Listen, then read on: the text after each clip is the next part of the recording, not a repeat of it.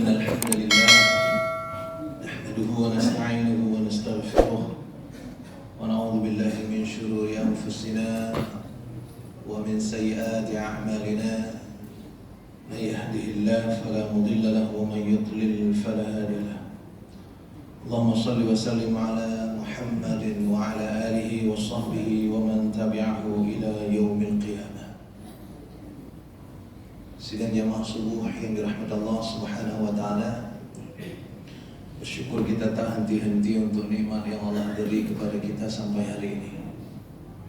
Allah masih panjangkan usia, berikan kita kesehatan jiwa dan raga, dan Allah berikan kita hidayah yang membuat kita berkumpul di rumahnya, menunaikan sholat subuh berjamaah tepat di awal waktu secara berjamaah seperti biasa.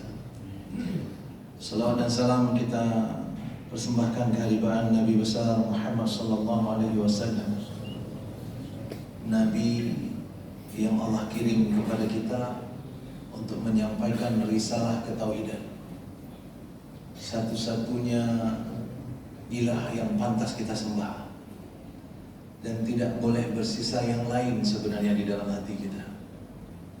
Dan itulah yang didakwahkan oleh Nabi sallallahu alaihi wasallam.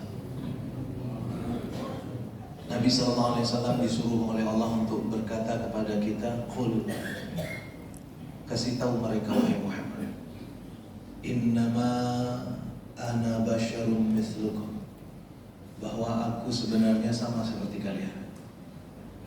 Yuha ilayya, tapi aku diberi wahyu oleh Allah Subhanahu wa taala. Apa wahyunya? Annama ilahukum ilahu wahid, bahwa satu-satunya Tuhan yang pantas disembah, Allah Subhanahu wa taala.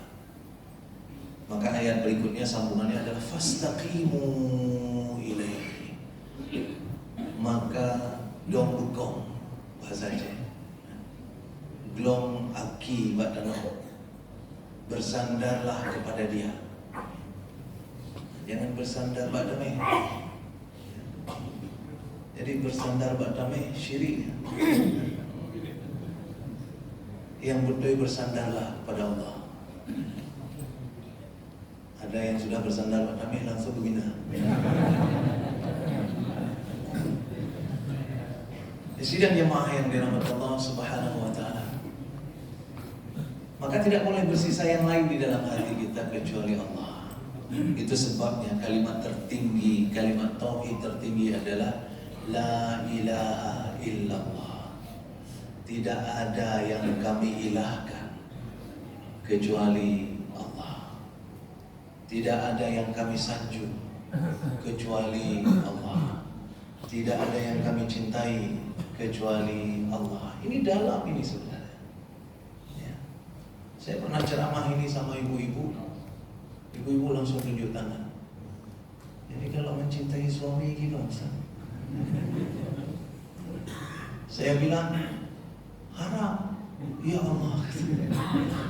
Yang betul adalah mencintai suami karena Allah menyuruhnya. Kenapa kita mencintai orang tua kita? Karena Allah menyuruhnya. Karena kalau enggak, maka kita akan mencintai orang tua kita karena orang tua kita mencintai kita. Islam tidak hanya mengajarkan resiprokal, bahwa kalau Ki baik sama aku baik sama Ki. Bukan. Allah mengajarkan bahwa kita harus baik sama orang meskipun dia tidak baik sama kita. Dan itu sebabnya basis yang bisa seperti itu hanya kalau kita bergantung cinta kita hanya kepada Allah Subhanahu wa taala. Jadi ketika kita bantu korban banjir bukan karena kasihan. Bukan karena kasihan. Karena nanti ada suatu kasus orang yang sebenarnya terkena banjir itu adalah orang yang paling banyak membuli kita. Sehingga waktu kena banjir awalnya udah nyancap rasa. Enggak begitu. Walaupun mereka membuli kita, maka ketika mereka kena banjir pun kita disuruh oleh Allah untuk membantunya. Kenapa? Karena kita tidak membantu mereka tapi kita sedang mendengar perintah Allah Subhanahu wa taala. Itulah makna salah satu di antara la ilaha illallah. Kami tidak melakukan sesuatu ya Allah kecuali karena Engkau. Kami tidak membantu korban banjir ya Allah kecuali karena Engkau. Kami tidak berkumpul hari ini di masjid ini ya Allah kecuali karena Engkau. Semua kita lakukan karena Allah. Itulah yang didakwahkan oleh Rasul sallallahu alaihi wasallam. Maka pantaslah kita juga bersalawat kepada Nabi Muhammad sallallahu alaihi wasallam atas perjuangan kesungguhan beliau sehingga Islam sampai kepada kita sampai hari ini. Insyaallah kita tetap istiqomah sampai akhir hayat kita nanti, berpegang teguh di jalan yang ditegakkan oleh Rasul sallallahu alaihi wasallam.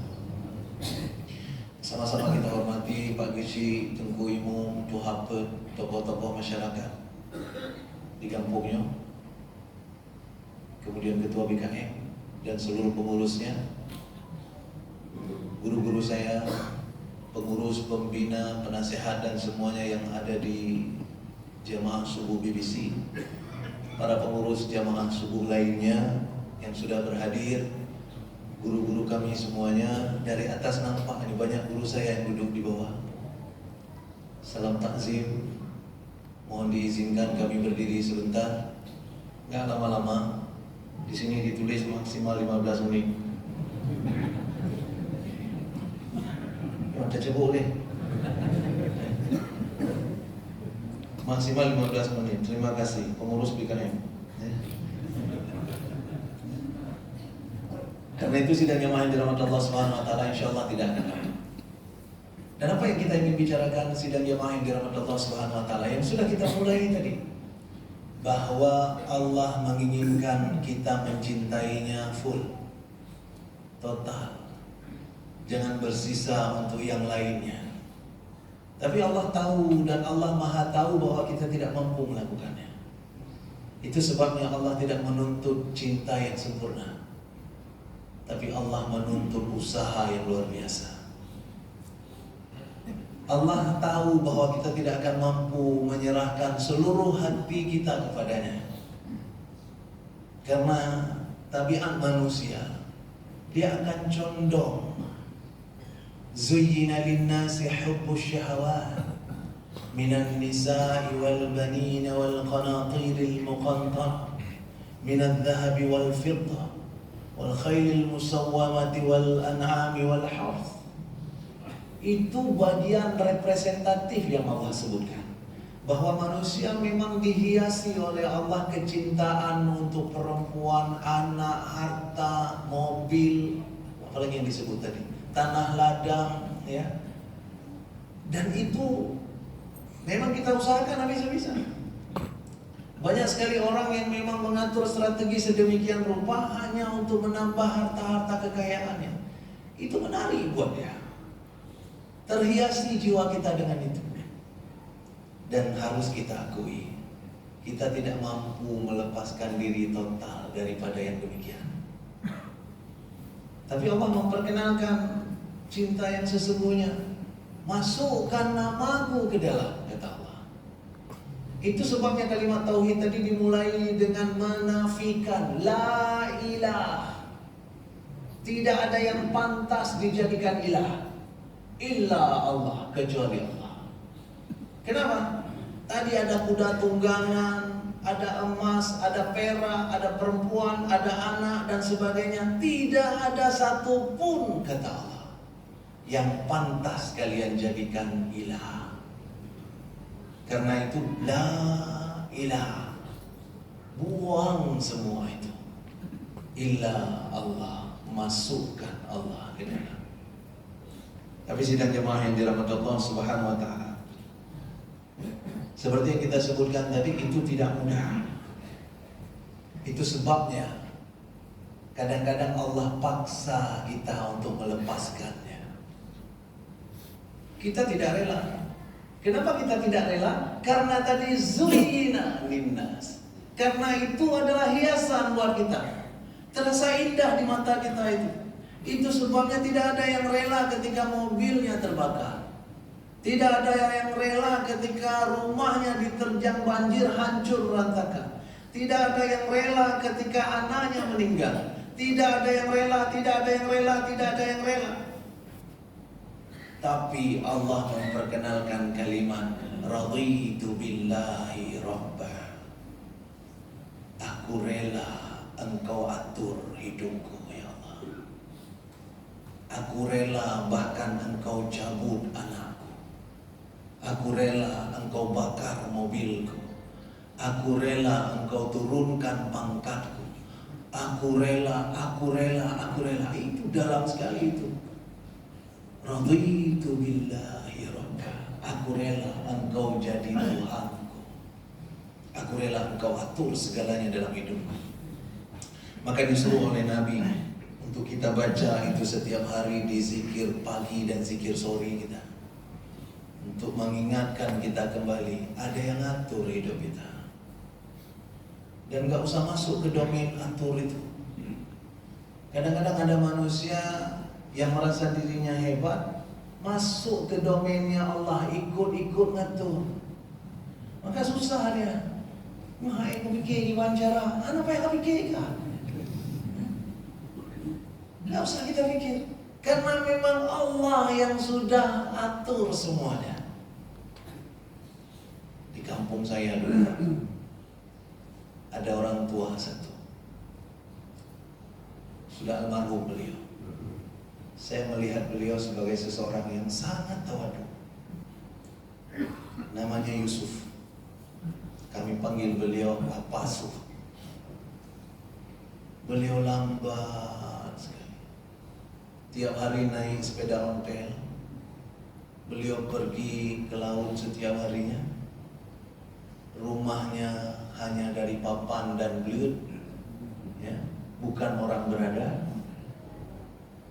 Dan kalau hari raya Idul Fitri dan Idul Adha di tempat kami, biasanya kalau di Al-Badar ini, kalau Idul Fitri dan Idul Adha, sebelum sholat didirikan, protokol akan pegang mic. Bapak-bapak dan ibu-ibu yang masih berjalan, buka baju. Nya semayang akan dah mulai. Nah mulai go juga lagi. Kayaknya protokol. Protokol itu. Tapi di tempat kami nggak ada yang seperti itu. Kami cuma melihat apa suka truk.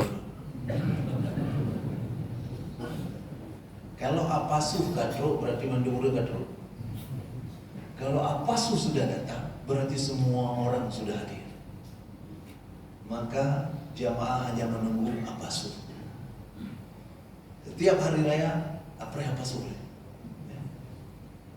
Dan yang menarik adalah suatu ketika beliau ke laut, pulang turun dari bot, orang-orang menghampirinya. Apasuh, rumah drone kadutung, rumah dia terbakar. Apakah dia bergegas kemudian pulang? Enggak. Dia tetap seperti biasa, naik sepeda dengan lambatnya. Ditanya sama orang, makan tenang dah, rumah kan duduk. Hai kakak. Kenapa? Karena memang Allah tidak menyuruh kita cepat-cepat. Yang Allah suruh kita cepat dalam Al-Quran cuma untuk taubat. Wasari'u, cepatlah. Tapi yang lain nggak perlu cepat. Allah sudah atur. Itu nikmatnya menjadi apa sih?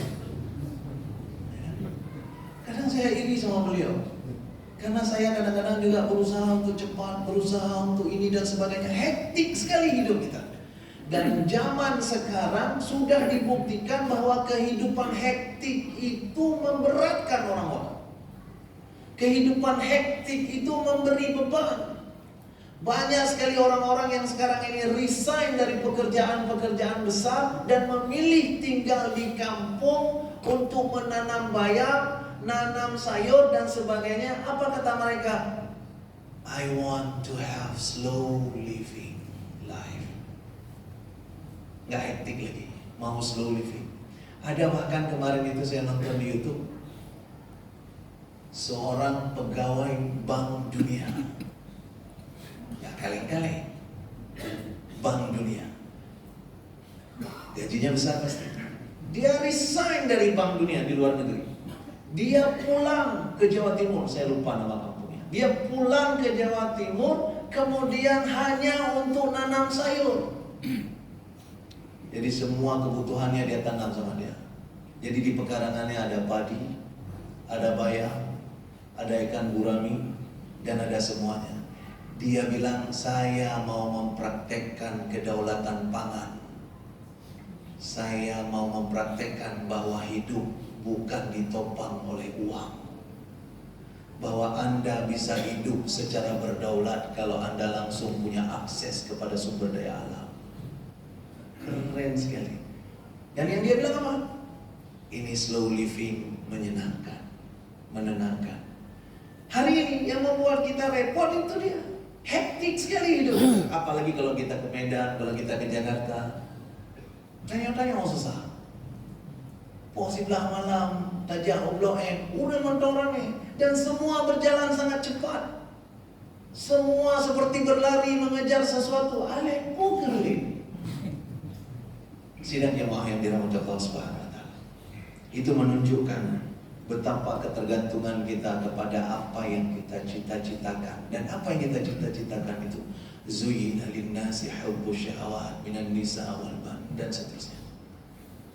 Itu sebabnya kadang-kadang ketika kita tidak lagi bisa diingatkan dengan kata-kata, maka Allah ingatkan dengan kejadian. Sudah lama Allah ingatkan kita, jangan. Bahkan ketika Allah sebutkan itu tadi semuanya, zuyyina lin-nasi hubbus syahawati minan nisa'i wal banin dan seterusnya, di ujung-ujungnya Allah bilang bahwa itu semuanya dunia, mata' hayatid dunia. Itu dunia, ya. Dan sama Allah lah nanti husnul ma'ab. Sama Allah lah tempat yang paling bagus. Cinta sama Allah lah tempat yang paling bagus. Itu Allah sampaikan secara tulisan. Allah peringatkan melalui mulut para nabi, para rasul, para penceramah berikutnya. Tapi karena kita tidak dengarkan, maka Allah naikkan levelnya. Karena kita tidak bisa lagi diingatkan dengan kata-kata, maka Allah ingatkan dengan kejadian. Allah ambil paksa apa-apa yang kita cinta tadi. Ada yang cinta sekali sama mobil, Allah ambil mobilnya. Ada yang cinta sekali sama rumah, Allah ambil rumahnya. Allah ambil apa yang dia cinta. Kenapa sidang jemaah yang dirahmati Allah Subhanahu wa taala? Karena Allah sebenarnya Maha Pencemburu. Cinta itu pasangannya cemburu. Maka kalau ada istri bapak-bapak di rumah yang mengaku cinta sekali sama bapak-bapak tapi nggak cemburu, itu prank. Ada. Begitu juga Islam. Islam paling keras kepada suami yang tidak cemburu sama istrinya. Namanya dayus.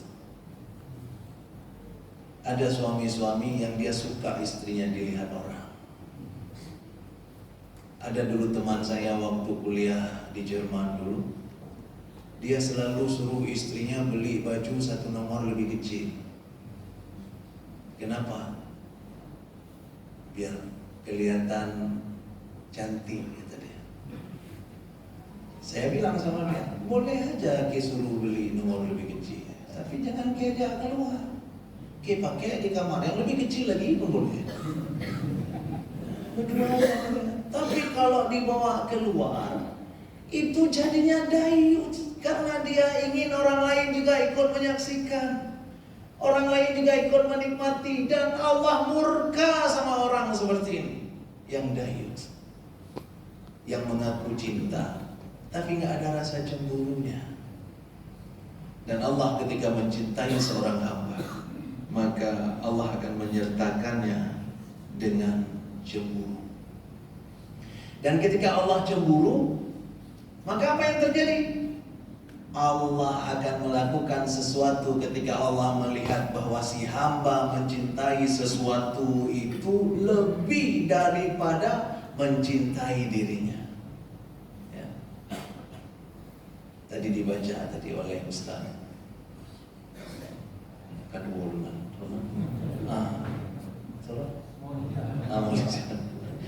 Maulizan kok bisa saya lupa Maulizan. Ya. Wa tuhibbul mal hubban jamma. Kamu mencintai harta keterlaluan. Terlalu cinta kamu sama harta itu. Itu sebabnya ketika Allah mencintai kalian, ketika Allah mencintai kita, tapi Allah menemukan kita justru mencintai harta, itu kan seperti aku cinta sama dia, dia cinta sama orang lain. Ya kan? Itu namanya cinta segitiga. Lo galak ke ji galak ke kau. Kan beda pendapat lah. Allah cinta sama kita, sementara kita cinta sama yang lainnya. Apa yang akan Allah lakukan? Allah akan jauhkan kita dari yang lainnya itu. Itu sebabnya sidang jamaah yang dirahmati Allah Subhanahu wa taala. Itu cara Allah ketika memaksa kita untuk memutuskan cinta kita yang terlalu kuat kepada makhluk. Kadang-kadang bukan satu yang kita cintai, banyak. Banyak itu pun disingkirkan oleh Allah. Maka ketika Allah bicara tentang musibah, Allah bicara tentang desain. Walanabluwannakum. Di situ saja sudah jelas itu desain. Karena Allah pakai lam taukid yang menunjukkan bahwa Allah dengan sungguh-sungguh mendesain kalian akan dicoba. Walanabluwannakum bisyai'in. Artinya cobaan yang Allah beri sebenarnya enggak besar-besar amat. Sebagian saja. Sedikit menurut para mufassirin, tidak banyak. Tapi apa saja yang akan muncul di dalamnya? Minal khawfi wal ju'i wa naqsin minal amwali wal anfusi was thamarat. Allah sebutkan beberapa hal yang memang kita cintai dalam hidup. Tapi yang menarik adalah ayat ini Allah pakai kata wa. Itu maknanya apa? Wa itu beda dengan au. Kalau au itu berarti boleh pilih. Allah mencoba kalian dengan ketakutan, atau dengan kelaparan, atau dengan kekurangan harta, atau itu maknanya apa? Bisa jadi yang datang kepada kita satu saja. Kagak ada motor kaki, lain ada. Tapi enggak, Allah bicara dengan kalimat wa. Itu maknanya apa? Dan Allah buat kalian takut, dan Allah buat kalian lapar, dan Allah buat kalian sakit, dan Allah buat kalian Allah dan satu paket semuanya. Sehingga apa yang terpikir oleh orang-orang, kagenong banjir, rumah hancur, aki patah, ya kan? Moto hanali, ane meninggal. Usahakan untuk membersihkan rumah yang terendam dengan lumpur, kado banjir lo. Ho yang tak pegel hana bere. Itu Allah sebut dengan minat thamarat. Thamarat itu artinya buah sebenarnya. Buah-buahan hasil dari pertanian. Tapi bisa dimaknai juga menjadi hasil dari usaha. Yang tak pegat anak berhasil. Apa maknanya sidang jamaah yang dirahmati Allah Subhanahu wa taala? Allah ingin buat kita putus asa. Ada orang yang mengatakan, anjir, putus asa itu haram. Putus asa sama Allah haram. Tapi putus asa sama makhluk kadang Allah desain. Sehingga kita tidak lagi berharap pada harta. Kita tidak lagi berharap pada orang. Kita tidak berharap pada manusia. Apa kata mu'alim? Begitulah. Kalau kita berharap pada manusia, kita kecewa. Ya iyalah, manusia itu makhluk. Dan kalimat mu'alim itu kalimat tauhid. Ya. Kalau kita gantungkan harapan kepada manusia, kita kecewa. Maka gantungkan harapan kepada Allah. Itu ayat. Mana ayatnya? Fa'idha faragta fansab. Setelah kalian melakukan sesuatu, lakukan sesuatu yang lain segera. Wa ila rabbika farghab. Tapi gantungkan harap hanya kepada Allah saja. Jangan gantungkan harap pada manusia, karena kamu akan kecewa. Sidang jemaah yang dirahmati Allah Subhanahu wa taala. Jadi dengan sengaja Allah buat kita putus asa dengan harta, putus asa barangkali dengan pimpinan, putus asa dengan kejadian, putus asa dengan bantuan orang-orang yang kita tunggu-tunggu tak pernah datang, putus asa dengan mencoba membersihkan banjir kembali datang, putus asa, putus asa, putus asa. Kenapa? Karena Allah sebenarnya ingin memurnikan hati kita yang tadinya memang terhiasi oleh benda-benda itu semua. Sehingga ketika kita berputus asa, kita mulai move on dari dia. Ternyata kamu tak bisa diharap. Pada posisi itulah Allah akan bertanya kepada kita dengan sebuah pertanyaan yang sangat indah. Apa pertanyaannya? Setelah harta hilang, anak meninggal, bantuan gak datang, kaki patah, pembersihan berat, banjir kembali melanda, sehingga kita terduduk berputus asa. Allah tanya dengan satu kalimat pendek, fa'aina tazhabun. Yo ho mana ja, ho mana pukul, fa'aina tazhabun. Mau kemana ki? Istilahnya semua pintu tertutup, semua yang kita usahakan gagal, semua yang kita telepon menolak bantuan, semua tidak terlihat akan menolong kita dengan suasana demikian. Maka Allah tanya, fa'aina tazhabun. Mau kemana kamu? Karena pada posisi itu kita tidak punya arah yang lain kecuali balik kepada Allah Subhanahu wa taala. Itu sebabnya sidang jemaah yang dirahmati Allah Subhanahu wa taala, salah satu bahaya dari rasa cinta yang sangat kuat kepada makhluk adalah kita harus siap menderita. Karena makhluk itu kullu, semua makhluk, man 'alaiha fa. Semua makhluk itu fana, cepat atau lambat dia akan hilang. Semakin kuat hati kita tertambat sama dia, semakin cepat kita kecewa. Semakin kuat hati kita tertambat kepada dia, semakin kuat rasa sakitnya. Maka anak-anak muda mengatakan sakit tuh di sini. Ada yang katanya, apa sebab sakit? Dia. Hamai jabut. Kalau dia jabut, dia akan tahu bahwa dia itu fana. Itu sebabnya saya bilang di kajian ibu-ibu, mencintai suami itu haram hukumnya. Kenapa? Karena suami itu pun fana. Cepat atau lambat dia akan tidak ada. Bagaimana cara terbaik? Cara terbaik mencintai Allah, dan karena Allah menyuruhku berbakti pada suamiku, maka itu akan kulakukan dengan segenap daya upaya. Itulah yang disebut dengan aku mencintaimu karena Allah. Sehingga ketika nanti Allah mengambil dia pun gak susah kita. Kenapa? Karena Allah ketika menakdirkan sesuatu, itu tidak pernah ada yang sebenarnya menimbulkan masalah baru.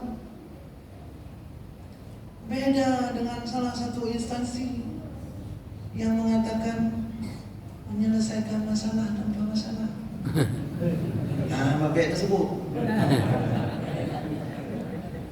Ya. Katanya menyelesaikan masalah tanpa masalah. Siapa bilang tanpa masalah? Ada yang berdua Honda aja yang tak payah tapi kayak gimana cok. Tetap akan ada masalahnya. Manusia tak pernah mampu memberi solusi yang kemudian tidak akan menimbulkan masalah lagi. Nggak pernah. Apapun yang manusia buat, yang dipikir sudah sangat hebat, ternyata ada masalah berikutnya kemudian. Saya ingat dulu waktu saya kecil itu semangka. Bukan kayak sekarang semangka. Semangka pada zaman dulu itu nggak merah-merah kali warnanya. Manisnya pun nggak manis-manis sekali. Dan bijinya di dalam banyak sekali. Sehingga waktu itu penjual semangka bubu. Luar biasa banyak bijinya. Dan itu dianggap masalah. Maka dibuatlah rekayasa genetik untuk menghasilkan semangka jenis baru. Dari rekayasa itu, semangkanya besar, buahnya merah, manisnya luar biasa, dan yang paling hebat lagi ada bijinya.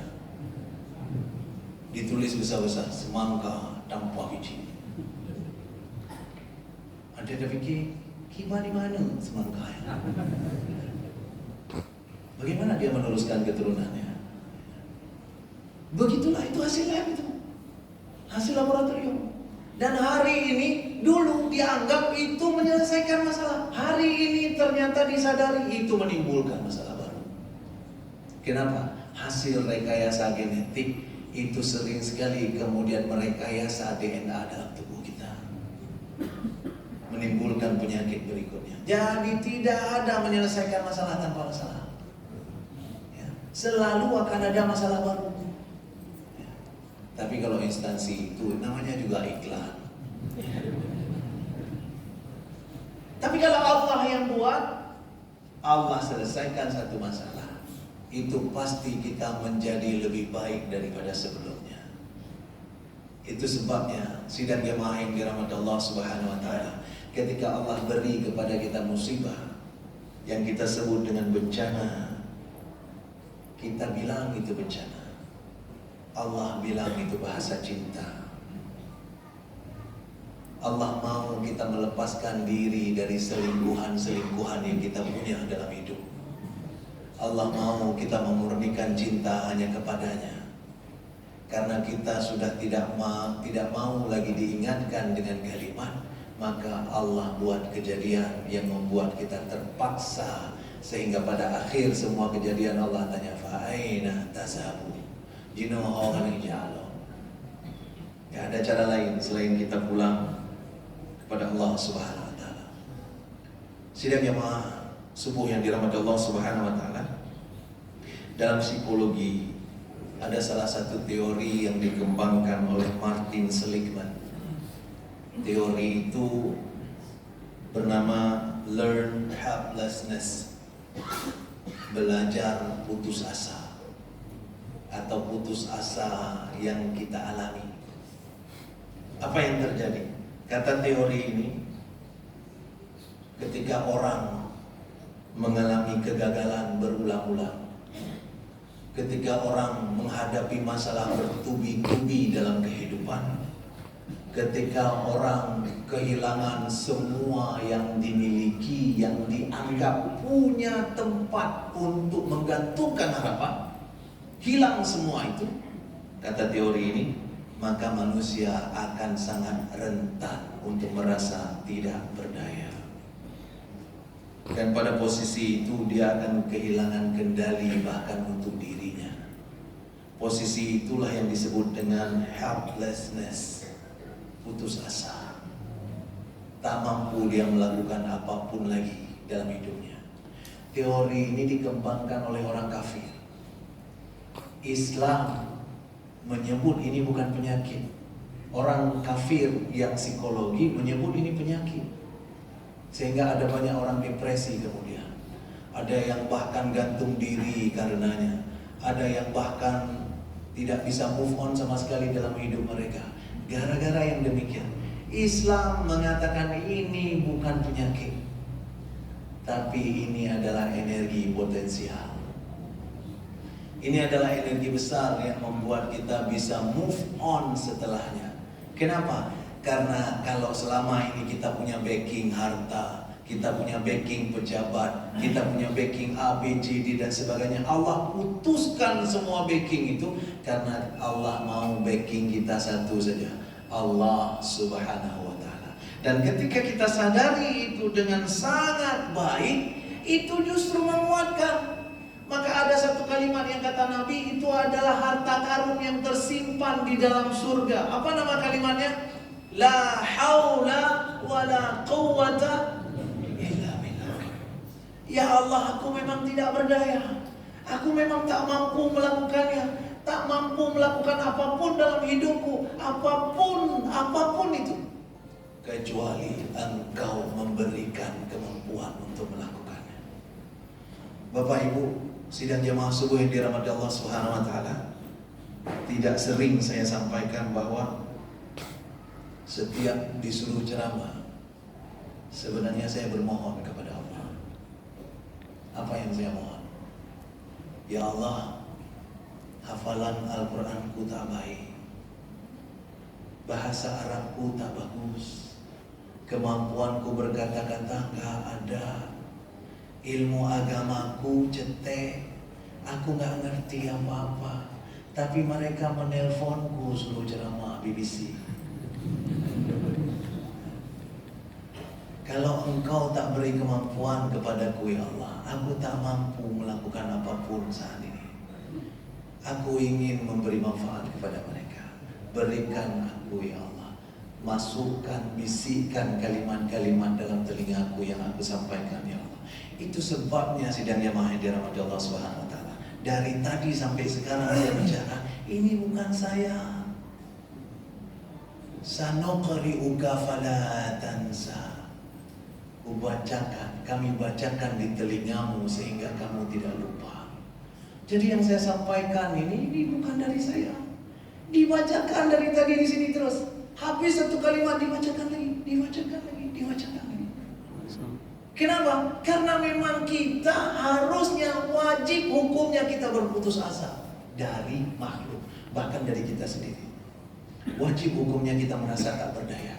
Wajib hukumnya kita merasa tak mampu. Wajib kita hukumnya merasa kita tak ngerti apa-apa. Tapi kemudian kita serahkan diri kepada Allah Subhanahu wa Ta'ala. Itulah yang disebut dalam bahasa Aceh, Pit mata kap igo ujudro Allah Ta'ala. Pokoknya ya Allah menyokublut. Kalau aku tengok, aku mungkin gak berani bergerak. Kupit mata. Terus mungkin aku bahkan gak mampu melangkah, buka ego. Ya. Setelah itu ujuro Allah Ta'ala. Pada posisi itu sidang jamaah yang dirahmati Allah Subhanahu wa Ta'ala, apapun yang terjadi sama kita, kita siap menerima. Karena kita berangkat dari baseline yang tidak ada apa-apa. Yang membuat orang sebenarnya sedih adalah ketika dia merasa dia jatuh ke bawah dari posisinya sebelumnya. Itu sebabnya sidang jamaah yang dirahmati Allah Subhanahu wa Ta'ala. Karena kita tak punya apa-apa, yang Allah titipkan sama kita pun itu bukan punya kita. Jadi kalau Pak Irwan diminta pagi ini, itu yang diminta bukan punya Bapak Ibu. Itu punya Allah yang dititipkan ke kantong-kantong kita. Bagaimana kalau seandainya kita kasih hari ini, Allah kasih lain lagi. Karena konsep rezeki itu terima kasih. Begitu kita terima, jangan dipendam. Segera kasih. Terima kasih. Terima kasih. Memang begitu. Itu sebabnya sidang jamaah yang dirahmati Allah Subhanahu wa Ta'ala. Kalau seandainya kita pendam terlalu lama, itu menunjukkan sebenarnya kita terlalu cinta sama dia. Dan kita berharap, menggantungkan harap sama dia. Ini untuk anakku 20 tahun lagi. Ini untuk ini untuk begini, gini. Tanpa kita sadari, kita mengasingkan Allah sebagai tempat menggantung harapan. Karena kita sudah menggantung harapan pada tabungan. Mudah-mudahan kita semuanya termasuk orang-orang yang dibantu oleh Allah untuk memurnikan iman kita, memurnikan hati kita, supaya di dalamnya la ilaha illallah. Tidak ada yang kita simpan di dalam, tidak ada yang kita jadikan tujuan, tidak ada yang kita jadikan orientasi dalam kehidupan kecuali Allah Subhanahu wa taala. Mohon maaf jika ada kekurangan dan kesilapan. Kalau ada Bapak Ibu yang tersinggung dengan apa yang saya sampaikan, memang itu tujuannya. Karena iman itu ada di dalam hati. Kalau seandainya hati tidak bergetar ketika diingatkan, berarti hatinya sudah ditutup. Ya, khatamallahu ala qulubihim. Maka berbahagialah orang-orang yang tersinggung. Itu berarti hatinya masih bergetar. Idza dzukirallah wajilat qulubuhum. Ketika disebut nama Allah tersinggung dia. Itulah dia. Ya. Nyana urang pegang kita kenan Allah terungkah yang enggak. Daripada kita sebut dan anak tersebut sama saja. Apa kata Allah? Wasawa'un alaihim, sama ya. Adzartahum lam tunzirhum la yu'minun. Mudah-mudahan ada manfaatnya. Mohon maaf jika ada kekurangan, kesilapan dalam penyampaian. Subhanakallahumma wa bihamdika asyhadu an la ilaha illa anta astaghfiruka wa atubu ilaik. Assalamualaikum warahmatullahi wabarakatuh.